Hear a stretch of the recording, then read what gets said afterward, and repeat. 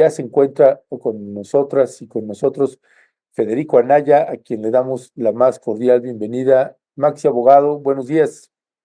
Buenos días, Violeta, Ernesto y a la audiencia. Muy buenos días, Federico. Gracias por acompañarnos. Pues Federico, se dio el ¿Nos caso. escuchas, Federico? Sí, sí, Ok, sí. sí, gracias. Pues Federico, ¿qué decir de la liberación de Kamel Nasif? Y bueno, pues otra vez, misma pregunta, ¿quién es el responsable? ¿Quién tiene la culpa con base a los elementos jurídicos que tienes, al conocimiento que tienes del caso? Pues ¿quién tiene la culpa? La fiscalía que no presentó la información que tendría que haber presentado para que se mantuviera bajo prisión preventiva, o pues ahora que sigue su caso, pero ya desde su casa. Federico. Bueno, primero, perdónenme ustedes por recordar una corrección que llevo muchas veces haciendo. Adelante. No, no fue liberado. No, no le impusieron una multa. Cambiaron la medida cautelar, traducción al español normal. Nadie quiere, y aquí nos lo ha repetido David Peña muchas veces, que la gente esté en prisión preventiva mientras no se le ha declarado culpable. Y mucho menos queremos que haya gente como Vallarta, que lleva 17 años esperando que le den sentencia. Pero está en prisión preventiva, ¿verdad? Entonces, la prisión preventiva en este espacio de Rompeviento TV, hemos dicho, es una cosa mala. Bueno, pues el señor Mario Marín tenía prisión preventiva. Y en algún momento, y de hecho en alguno de los tweets de Lidia Cacho, ella misma lo dice, que ya estaban en la recta final esperando sentencia. Sí. Y en cualquier momento, la defensa puede pedir que la persona que está en prisión preventiva, pues le cambien la medida cautelar, ¿sí? Y ahí está, justo en la recta final en que esperábamos sentencia firme por tortura, es el procedimiento por tortura. ¿Qué hizo la defensa? Pidió el cambio de medida cautelar y se lo concedieron. Entonces, sí seamos bien congruentes en el sentido de lo que les dije aquella vez en Tierra Adentro. O sea, cuando son nuestros enemigos y son los monstruos horripilantes del priismo peor, como es Mario Marín, pues ahí sí queremos que se queden guardados en prisión preventiva y nos da coraje cuando lo sacan. Pues no, la regla es para todo. Pero si queremos enojarnos de cosas, déjenme contarles un detalle que acabo de encontrar. Ya podrán elaborar mejor la defensa de Lidia Cacho sobre eso.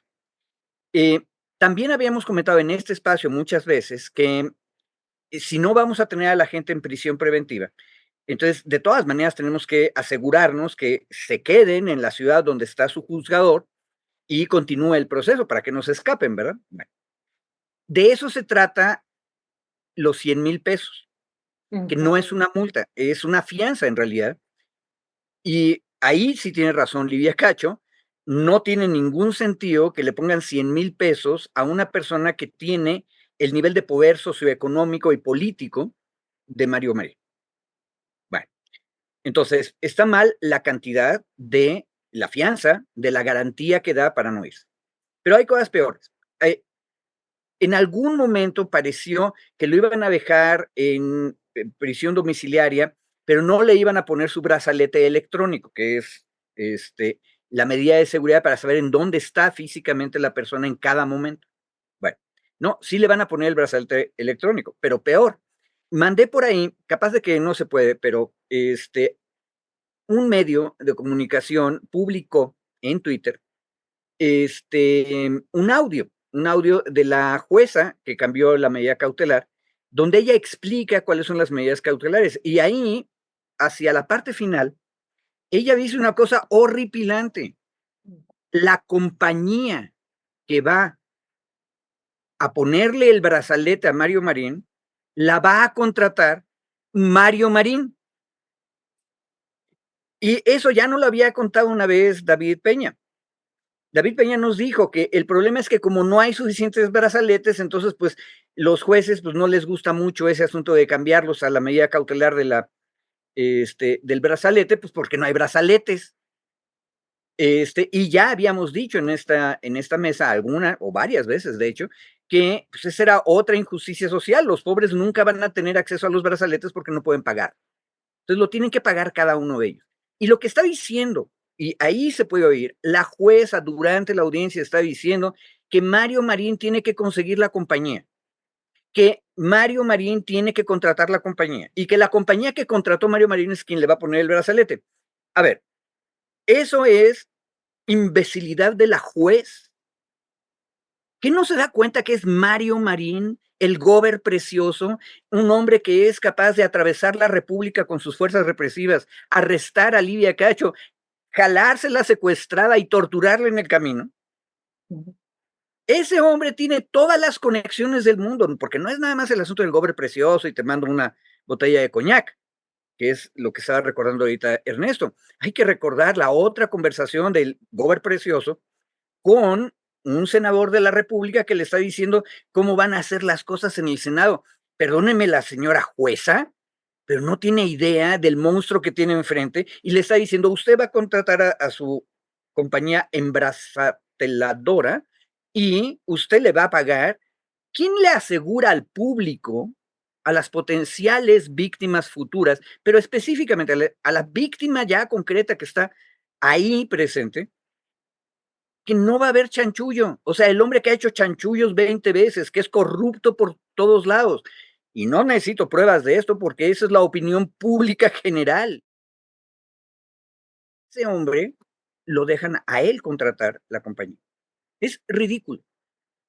Y una cosa bien interesante es que la prensa, cuando empezó a darle vuelo a esta noticia hace 2 días, no nos explicó bien las cosas. Todo el mundo anda hablando de multa, eso está mal, ya lo dije. Pero casi nadie dijo esto. Y nadie ha dicho que la compañía es la que contrata a Mario Marín. Ahora sí, tache al cuarto poder, a todas sus partes. La neta, la verdadera noticia, en mi opinión, es esa. La verdadera injusticia es, no hay suficientes brazaletes, eso ya lo sabíamos, y por lo tanto muchísima gente pobre tiene que quedarse en la prisión preventiva porque no hay manera de que tenga brazaletes. Pero en lugar de solucionar el asunto con recursos públicos que permitan liberar a las personas más pobres, lo que hacemos es permitir que los ricos y poderosos contraten a sus propias compañías de brazaletes electrónicos. Muchas gracias, Federico. Pues estos puntos son muy importantes porque justo así está redactado el tuit, uno de los tuits que pone Lidia Cacho señalando pues estos elementos que tú estás comentando aquí, ¿no? Que es una multa de 100,000 pesos y bueno, estos elementos. Pero Federico, yo te quería preguntar, tú dices, él tiene derecho del cambio de medida cautelar, como ya se ha estado discutiendo aquí, que hemos tenido varias mesas al respecto con otros casos y a mí me parece importante lo que tú estás diciendo en ese sentido, pero una situación, también tú dices otra cosa fundamental, Federico, y también la periodista dice que, bueno, pues si bien no ha sido exonerado, pues dice ella, hago responsable a la jueza ajá, a Angélica Ortuño de cualquier cosa que pueda sucederle a mi equipo legal que sostuvo hoy en la audiencia y a cualquiera de nosotras. Entonces, Federico, pues si bien es cierto que él tiene un derecho pues de seguir la medida cautelar o del cambio de medida cautelar, bueno, también está el derecho que tienen a la vida, ¿no? Sabemos la historia que ha vivido la periodista Lidia Cacho en este caso, que se enfrenta a poderes, pues incluso no nacionales, ¿no? No nada más nacionales, estamos hablando también aquí de que hubo una protección de redes de trata infantil, que eso ya trasciende incluso México. Y bueno, ¿qué posibilidad, ¿no? ¿Qué posibilidad habría en términos jurídicos de revertir esta decisión? Sé por dónde nos vas a contestar un poco, Federico, pero frente a este otro situación, peligro y derecho de la vida que tiene Lidia Cacho y su equipo y de los antecedentes, ¿qué se puede hacer? Bueno, aquí si vamos a repartir culpas, es evidente que en la audiencia de la que estamos hablando, que no tenemos toda la audiencia, pero sí tenemos esto que les dije. La juez dice que la compañía es la que va a contratar el Brazalete. embraceletado. Bueno, en ese momento, o antes, en el momento en que se discutió y se propuso eso, la fiscalía debió haber dicho, a ver, el poder que ha acumulado este hombre es tal que no podemos confiar que sea una compañía privada que él escoge, que él busca, quien dé el brazalete. ¿Por qué? Porque precisamente hay la posibilidad de que el brazalete no funcione y que por lo tanto el señor pueda tener contacto con, por ejemplo, su víctima. Y por eso Lidia Cacho está diciendo, me están poniendo en peligro. Pero ese argumento debió haberlo hecho la fiscalía, que es la primera que tiene voz en el momento de esta discusión en el juzgado. Y la otra parte que tiene voz es la representación personal, que debe estar ahí. No me acuerdo muy bien cuál es el estatus, hay que preguntarle a los abogados. Me parece que son asesores jurídicos propios de la víctima y tendrían también potencialmente la oportunidad de decir el argumento.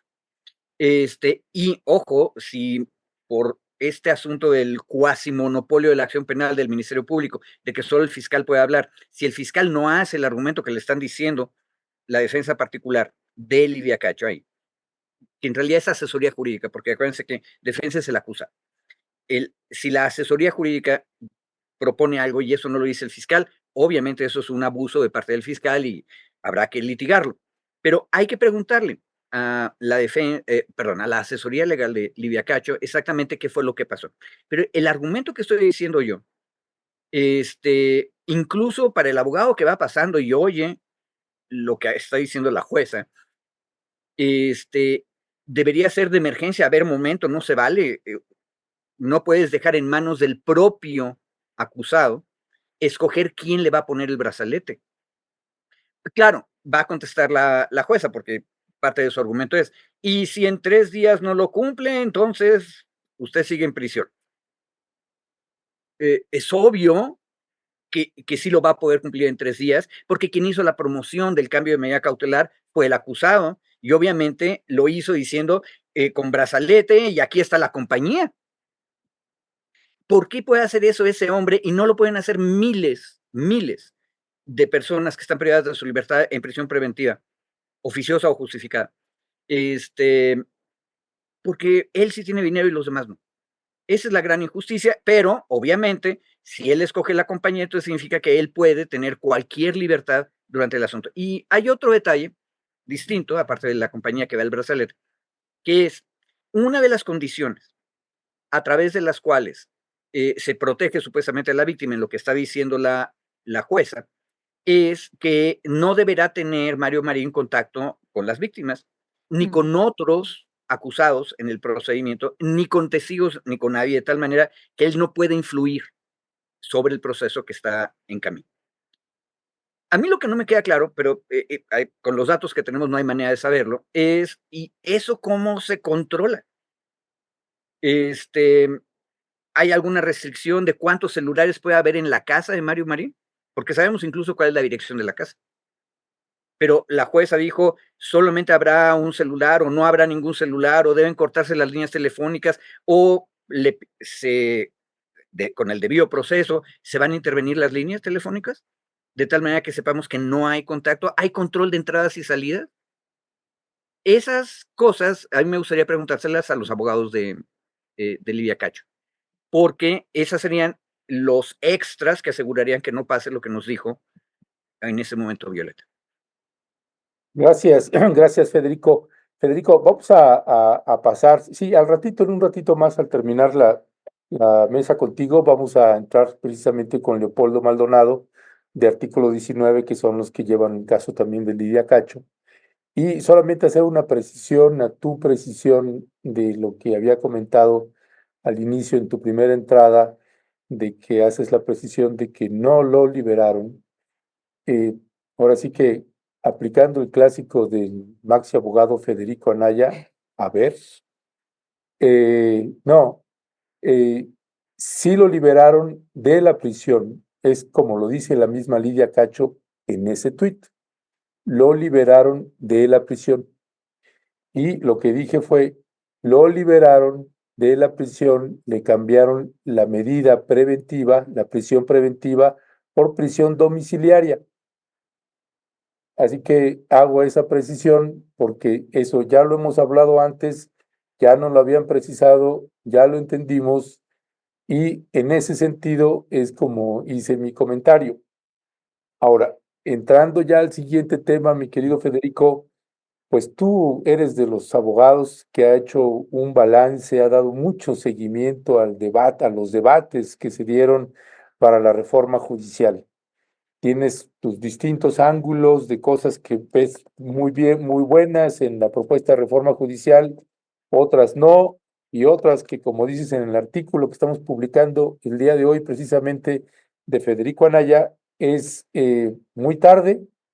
Pues hay distintos ángulos que tienes, Federico, pero pues nos queda clarísimo que tú le has dado bastante seguimiento a los debates. ¿Cuál es el balance que tienes de los tantos debates y de lo que pues es prácticamente inminente que pues va a pasar a las cámaras y muy probablemente se va a aprobar, no en esta legislatura, pero es muy probable que en la otra?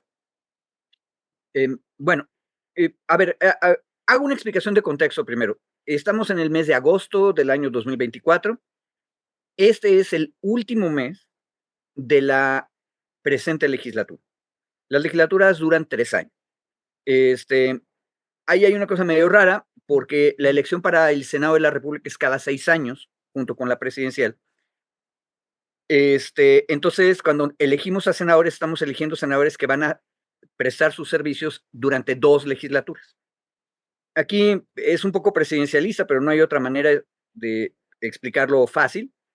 Es primer trienio de una presidencia y segundo trienio de la misma presidencia. Entonces, cada trienio es una legislatura. Bueno, estamos en la segunda legislatura de la administración López Obrador. Esta legislatura tiene cada año 2 periodos de sesiones. Esa es otra cosa que luego a todo mundo se nos olvida. Nuestros legisladores no están trabajando todo el tiempo en pleno. Las comisiones sí trabajan todo el año. Entonces, en ese momento, todo el verano anterior al cambio de legislatura, que es en septiembre, los plenos ya no se van a reunir. Hay una comisión permanente que, si hay alguna emergencia grave, la comisión permanente atiende el asunto. Pero, las comisiones sí siguen trabajando. Entonces, lo que hubo, que se llaman Diálogos Nacionales para la Reforma Constitucional del Poder Judicial Federal, hubo 9 sesiones en toda la República. Y vale la pena oírlas, aunque cada una de las sesiones duró como 4 horas, y de vez en cuando es un poco pesado, pero ahí están en internet. Esa es una de las ventajas de nuestra época tecnológica. Vale la pena escucharlas. Y yo apenas estoy tratando de sistematizar qué pasó. Creo que realmente nadie le ha dado seguimiento serio a las cosas que se dijeron. Y ahí habría, por cierto, pero ese es otro tema, hay que ver cómo la prensa le dio o le dejó de dar seguimiento a las cosas que se dijeron, porque nada más se subrayaban algunas cosas en cada una de las sesiones y no todo el debate. Bueno, ¿qué pasó desde la primera sesión, 27 de junio? Quien convocó es la Comisión de Puntos Constitucionales de la Cámara de Diputados. ¿Por qué? Porque ahí está alojada la iniciativa del presidente. La iniciativa es del 5 de febrero de este año. Entonces se la mandaron al Poder Legislativo, pero en una de las 2 cámaras, la de diputados, en San Lázaro. ¿A quién le toca analizar la iniciativa? A la Comisión de Puntos Constitucionales, porque es una reforma a la Carta Magna. Bueno, esta comisión, que está presidida por Juan Ramiro Robledo Ruiz, es un diputado federal que viene de San Luis Potosí, convoca a los diálogos nacionales porque quiere pedirle su opinión a todo el mundo. Es una cosa buena. Aparte, está en línea con lo que pidió la presidenta virtualmente electa, Claudia Sheinbaum, diciendo: invitemos a todos, discutamos con profundidad. Bueno, y se discutieron no solamente las cosas que propone la iniciativa de López Obrador, sino también otros temas. La última discutió fiscalías, la penúltima discutió Defensoría Pública, por ejemplo. Ahora, una cosa que es interesante es cómo desde el principio, desde el 27 de junio, que fue la primera de las sesiones aquí en la Ciudad de México, hubo una especie como de rendición táctica. El Poder Judicial invitaron a todos los ministros, básicamente dijeron, reconocemos que hubo una votación y que va a haber una reforma al Poder Judicial y por lo tanto lo que pedimos es pues, términos razonables para nuestra rendición. Y en esta buena guerra civil que estamos llevando a cabo, porque la estamos llevando a través de elecciones, un poco la posición de Morena fue contestar, como contestaba el general Grant en la Guerra Civil de Estados Unidos. Él se llamaba Ulises S. Grant y le decían Unconditional Surrender Grant, porque cada vez que los otros generales, los confederados, decían me rindo en una batalla y pedían términos, el otro les decía US Grant. Y esas condiciones que quedaron muy claras desde el principio, sería mi primer apunte, es mantengamos de alguna manera la carrera judicial que se ha construido en los últimos 25 años. Primera condición. Y entonces muchas de las mesas discutieron distintas maneras de mantener eso. En la séptima de las reuniones, por ejemplo, dos ministros, González Alcántara Carranca y Yasmín Esquivel, dijeron, bueno, a ver, si va a haber algún tipo de elección, que no sea elección para elegir a los jueces, sino para ratificarlos. Y Yasmín Esquivel dijo, pues es como si fuera la revocación de mandato del presidente. Entonces ponemos a todos los que están para revocarse y pues siguen adelante o no siguen. Hay que ver los detalles. Cada uno de los que propusieron cosas durante estas 9 mesas, en teoría presentaron también escritos con detalles de lo que expusieron. Eso no los tenemos a disposición, los tiene la Comisión de Puntos Constitucionales. Habrá que ver. Pero de lo que explicó Yasmín, a mí no me gustaron algunas cosas. Pero, por ejemplo, que yo me presento a la revocación y la pierdo, pero sigo trabajando y todavía tengo chance de presentarme a la elección. Eso es como que 2 vueltas, ¿no? O sea, si fallas una, puedes ir a segunda vuelta y capaz de que entonces si ganas la elección, parecería que no es muy justo. Los detalles son importantes, es donde escribe el diablo, y eso es lo que tendría que juntar la Comisión de Puntos Constitucionales y presentar un dictamen. Y aquí hay una cosa importante, Ernesto. ¿Va a haber una reforma? Sí, eso es lo único seguro. Los términos de la reforma van a ser que va a haber una elección en algún momento, sí, también eso es seguro. Pero todo lo demás, prácticamente todo lo demás, hay muchas propuestas hechas que de manera muy razonable tienen que quedar en el dictamen. Ahora, ese dictamen tiene que estar listo antes del día 31, o sea, lo que ustedes comentaron la semana pasada, por ejemplo, de que se aprobó ya el dictamen en materia indígena para una reforma constitucional, es eso, ya aprobaron un dictamen. Tenemos que esperar el dictamen, se tiene que reunir la comisión, es nada más la Comisión de Puntos Constitucionales a aprobar el dictamen y el paquete de dictámenes, todos, se va a dejar ahí en la mesa para cuando llegue la nueva legislatura y la nueva legislatura es la que va a discutir. Ahora, el poder legislativo, la Cámara de Diputados, todo el mundo le decimos su soberanía, porque ahí es donde está la soberanía de los representantes populares. Entonces, ellos podrían tomar la decisión de que otra vez van a mandar los dictámenes a su propia Comisión de Puntos Constitucionales. Pero también podrían el dictamen votarlo, pasarlo al Pleno. Eso también lo pueden hacer de inmediato. No sabemos cómo lo van a hacer, hay que ver las primeras sesiones, cómo van. Y también hay que ver qué es lo que hay. En materia indígena no había tanta bronca porque había ciertos consensos fuertes de todas las fracciones en el sentido de que estamos de acuerdo en que sea eso. Pero en materia de la reforma judicial no me queda tan claro que haya tantos consensos. Entonces, si la minoría no quiere acompañar a la mayoría en esto, bueno, en la Cámara de Diputados no tienen bronca, pero acuérdense ustedes que en el Senado, Morena, ni siquiera en el mejor de los escenarios del reparto de plurinominales, Morena no tiene 2/3 partes del Senado. Y ojo, y en el Senado vuelve a abrirse la discusión, ¿eh? Sí. No es que ya no pueden meter nuevas cosas. Entonces, eso es lo que está pasando hasta ahora y es muy largo y complicado. Perdón por el rollo. No, no, no, está muy bien, ¿no? Gracias. Y bueno, también invitamos a la querida audiencia que pueda consultar este artículo de Federico Anaya que se está publicando en las redes de Rompeviento TV. Federico, yo quería hacerte dos preguntas, pero una ya estás tú contestando.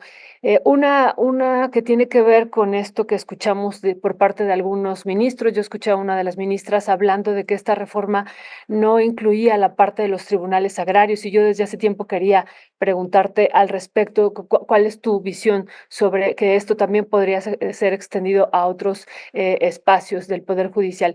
Eso por un lado. Y lo otro, esto que está convocando también y que vemos que el Partido Revolucionario Institucional está celebrando este encuentro internacional sobre independencia judicial y que ahí van a armar una propuesta y una contrapropuesta. Esto también puede ser recogido por la Comisión de Puntos Constitucionales, es decir, además de estos foros que ya en conjunto creo que suman, Federico, 76 horas, pues que habrá que estar dando seguimiento a algunas de ellas, pero ellos también podrían recoger este encuentro internacional y cómo, si es que lo recogieran, lo pudieran sumar a este dictamen, Federico.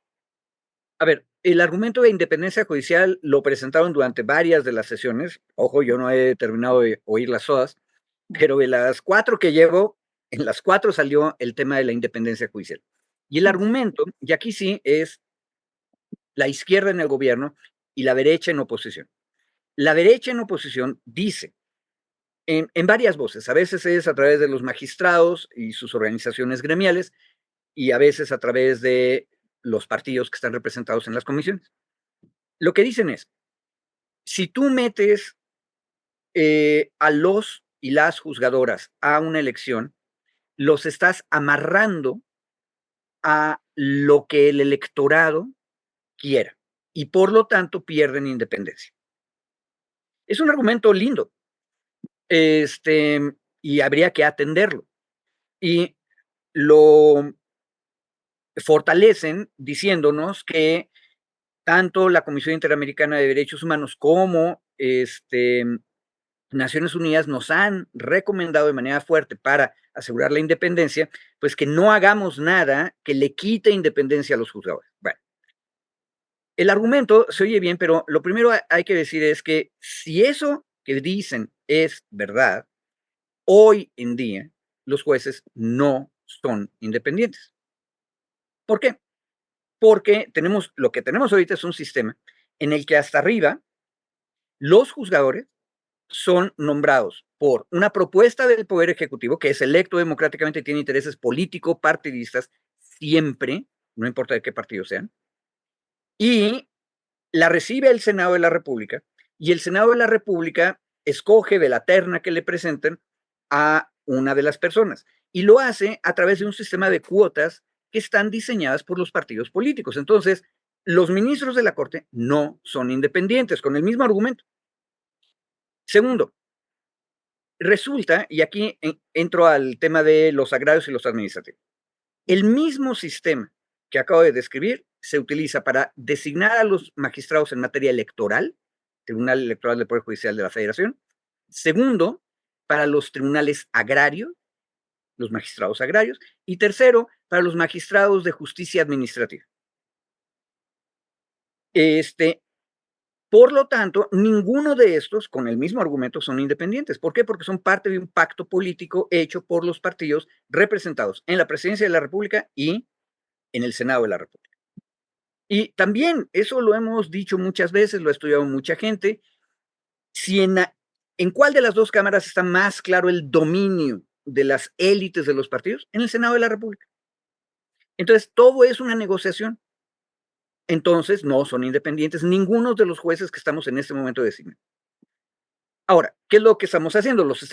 Si ya está el asunto permeado por las fuerzas políticas, institucionales, elitistas en el Senado, pues entonces la propuesta obradorista lo que dice es pongamos esto a decisión del electorado, que tiene la ventaja, ojo, nadie ha ganado desde que tenemos un récord serio en materia electoral por más arriba del 70% de la votación. Jamás. Nadie. Por lo tanto, dejemos que el electorado, que está muchísimo más dividido y es muchísimo más plural que los partidos, por cierto, entonces que sean ellos los que decidan directamente.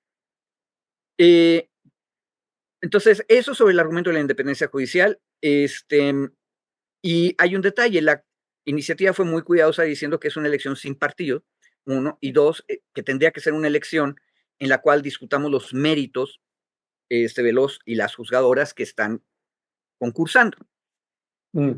Y eso es uno de los problemas. Y ahí sí yo me quedo con una de las críticas más superficiales que se han hecho al sistema electoral para jueces y juezas en Bolivia, que es la altísima tasa de voto en blanco.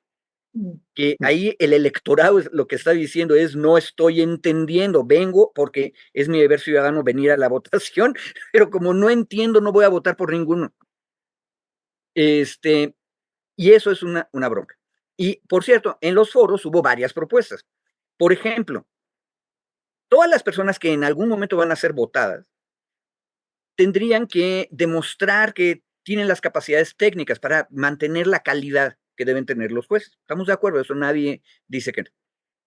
Y entonces alguno de los ponentes, de hecho, se lo he oído a dos hasta ahora, lo que dijeron es que la Escuela de Formación Judicial, que ya está en el Poder Judicial Federal y que tiene bastante calidad, hasta eso, hay que decirlo, que organice un examen y que los exámenes sean públicos. O sea, no hay campaña, pero todo el electorado tiene acceso, igual que ahorita estamos hablando de, tenemos 72 horas de los debates, bueno, vamos a tener 200 horas de exámenes oyendo a las gentes, defendiéndose, diciendo: yo creo que estas materias se tienen que tratar de esta manera, o estas otras cosas. Y a partir de eso formamos nuestro criterio y entonces elegimos a quiénes. Ahora, de todas maneras es muy complicado y implica un reto gigantesco para el electorado, porque el electorado va a tener que hacer muchísimo trabajo.